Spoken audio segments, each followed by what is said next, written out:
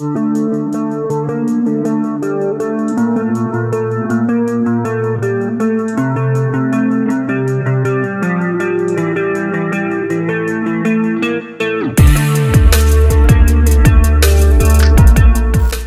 kunda giyohvandlik vositalarini tarqalishiga qarshi huquqni muhofaza qiluvchi organlar tomonidan bir qator tezkor tadbirlar olib borilib, qonun ustuvorligi ta'minlanmoqda. Zakladchiklik qilib pul topaman degan shaxslar shuni unutmasinki, ularni qonunda belgilangan jazo kutib turibdi. Ya'ni giyohvandlik vositalarini tarqatishga, sotishga O'zbekiston Respublikasi Jinoyat kodeksining 273-moddasiga ko'ra sud hukmi bilan 20 yilgacha ozodlikdan mahrum qilish jazosi nazarda tutilgan. Giyohvandlik vositalarini zakladka usulida tarqatayotgan shaxslar bir so'z bilan aytganda qopqonga tushdi hisob. Tushuntirib beraman. Demak, kimdir ish qidirib, ijtimoiy tarmoqlar orqali o'zi tanimagan, bilmagan shaxs bilan muloqotga kirishadi. Ijtimoiy tarmoqda muloqotga kirishgan shaxs unga ish taklif qiladi va mo'maygina maosh ham va'da qiladi.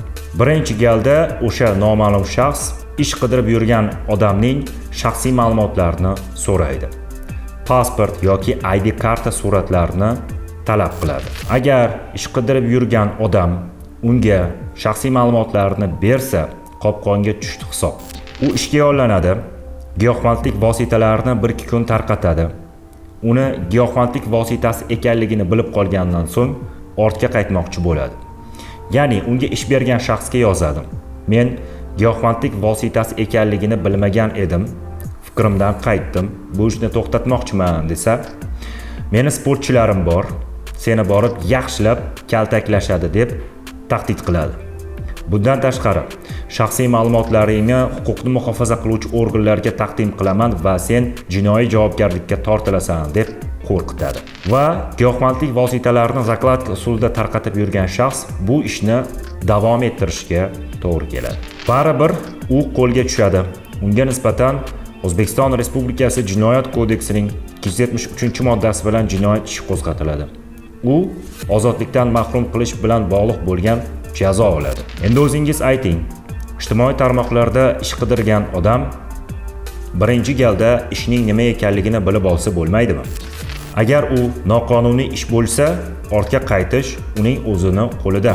Yoki bo'lmasam, ish beruvchi bilan yuzma-yuz ko'rishib, mehnat shartnomasi tuzib, uning qonuniy yoki noqonuniy ekanligini bilgan holda, ya'ni ishni keyin ish boshlasa, menimcha maqsadga muvofiq bo'lar edi. Bugungi kunda ko'pchilik fuqarolarimiz mo'maygina pulga uchib, narko laboratoriya tashkil qilayotganligi ham bor gap. O'tkazilayotgan tezkor tadbirlarda o'zingiz guvoh bo'lib turibsiz, tashkil etilgan narko laboratoriyalar faoliyatiga chek qo'yilmoqda. Mana shu yerda giyohvandlik vositalarini zakladka usulida tarqatayotgan shaxslarning ota-onasiga ham jiddiy murojaatimiz bor. Siz farzandingizni qanday nazorat qilyapsiz?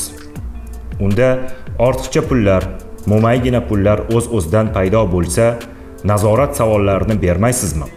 Axir farzand sizniki-ku. O'g'lim yoki qizim, bu pullarni qayerdan topding? Senga qisqa fursat ichida bunday katta pullarni kim berib qo'yadi? degan savollarni bersa bo'ladi-ku. Savollar berilmaydi, farzandlar nazoratsiz qoldiriladi va ular jinoiy javobgarlikka tortilib, panjara ortida o'tirishiga to'g'ri keladi. Men yana takror aytaman. Siz ish qidiryapsizmi? Birinchi bo'lib ishingiz nimadan iborat ekanligini yaxshilab bilib oling. Mehnat shartnomasini tuzgan holda qonuniy ish qilsangiz, sizning topgan tutganingizda ham baraka bo'ladi. Dono xalqimiz barakada gap katta deb bejiz aytmagan. Jinoyatda gumonlangan shaxslar doim bir gapni aytadi: "Men qilgan ishimdan pushaymonman" deydi. Ular pushaymon bo'lganda g'isht qolipdan ko'chgan bo'ladi.